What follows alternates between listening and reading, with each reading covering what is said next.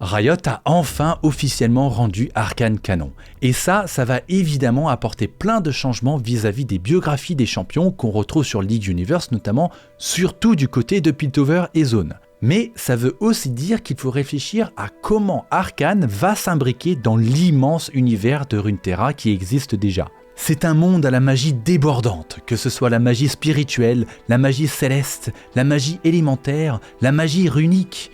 Et dans Arcane, Jace essaye justement de comprendre comment fonctionne cette dernière catégorie, la magie runique.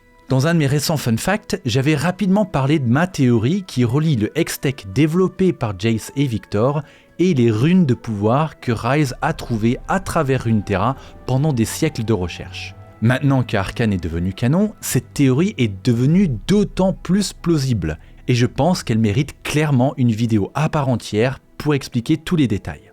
La planète de Runeterra, comme son nom l'indique, Runeterra, a été créée par des êtres célestes grâce à ces runes telluriques, qui sont, semble-t-il, au nombre de 5.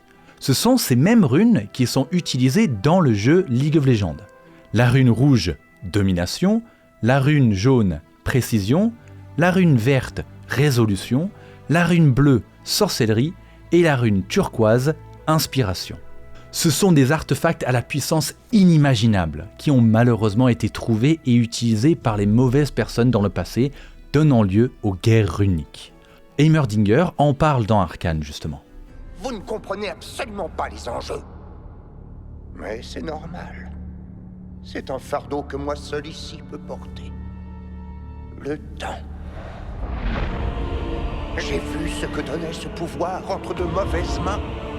Il corrompt, il consume, il réduit à néant des civilisations. Ça ne doit pas arriver ici, mon garçon. Je ne le permettrai pas. Mais on a également un aperçu de cette période sombre de l'histoire du monde dans la cinématique L'Appel du pouvoir, du point de vue de Ryze.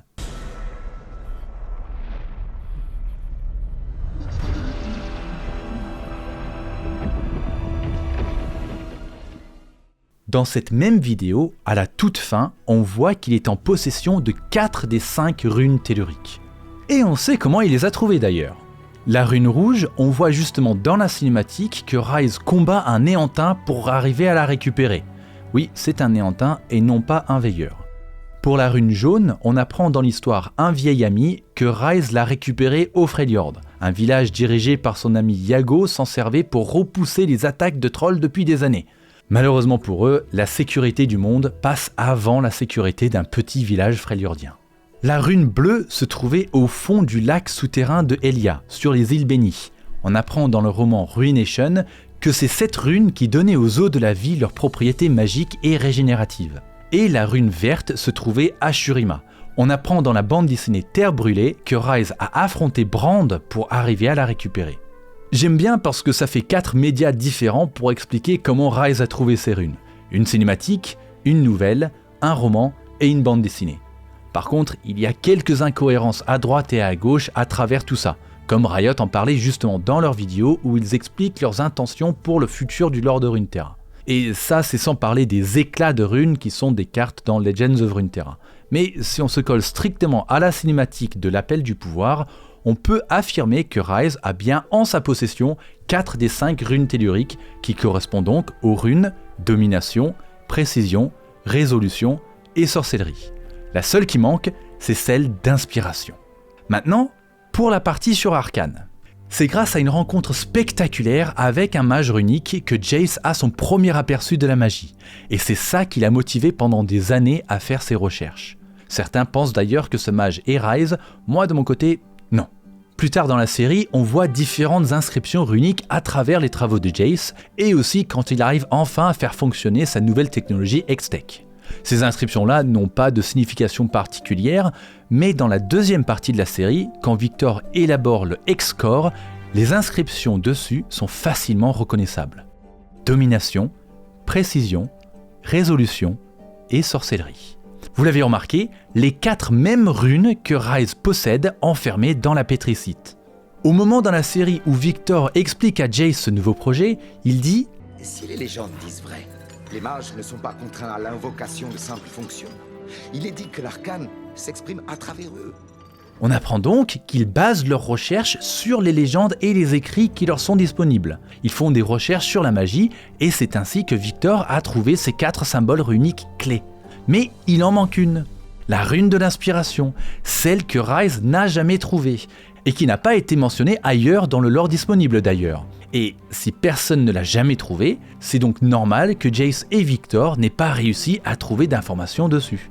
Et comme il manque cette dernière pièce du puzzle, Victor n'arrive pas à équilibrer son X-Core. Dans l'épisode 6, il découvre que le X-Core peut affecter la matière organique, la faire pousser, mais il n'arrive pas à stabiliser les effets et les rendre permanents. Tous ces spécimens rejettent la transmutation. C'est potentiellement pour la même raison que, quand il essaye d'utiliser le X-Core sur lui-même, l'effet est si néfaste. Il manque un ingrédient clé dans son mélange runique. Bon, ça et le fait qu'il s'injecte de Shimmer, mais je pense que s'il avait accès à la dernière rune, il n'aurait pas besoin de Shimmer pour survivre à son expérience. Et c'est là que rentre en jeu Sky, l'assistante de Victor. Au moment où Victor est en train de faire sa deuxième tentative avec le X-Core, vous remarquerez d'ailleurs qu'il a inscrit les 4 symboles runiques sur sa peau au scalpel, Sky est sur le point de lui apporter des informations complémentaires qu'elle recueille depuis 1 an. Ses dernières paroles avant d'ouvrir la porte et découvrir Victor, c'est « J'ai été inspirée par votre...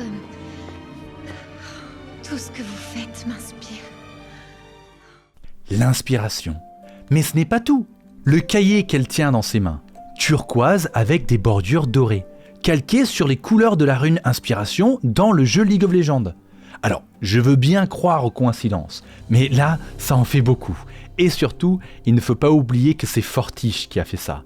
Et vu le reste de la série, il y a très peu de chances que tous ces détails soient dus au hasard. Sky représente donc l'inspiration, et il se peut que dans ses recherches, elle ait trouvé des informations sur la rune tellurique numéro 5. Le fait de relier Arcane aux runes telluriques en passant par une cinématique, le lore écrit et le jeu League of Legends, c'était vraiment un coup de maître, et j'en resterai toujours impressionné. Maintenant, ce qu'il prévoit de faire avec tout ça dans la saison 2, honnêtement, il y a trop de possibilités pour pouvoir me lancer dans des hypothèses. Et je préfère attendre décembre 2024 pour découvrir avec le reste du monde ce que Fortiche nous réserve. En tout cas, j'espère que cette vidéo un peu différente de d'habitude vous a plu. N'hésitez pas à me laisser un commentaire pour me dire ce que vous pensez de cette théorie, ou si vous en avez vous-même. Likez, partagez, abonnez-vous, tout ça. De mon côté, je vous dis à la prochaine!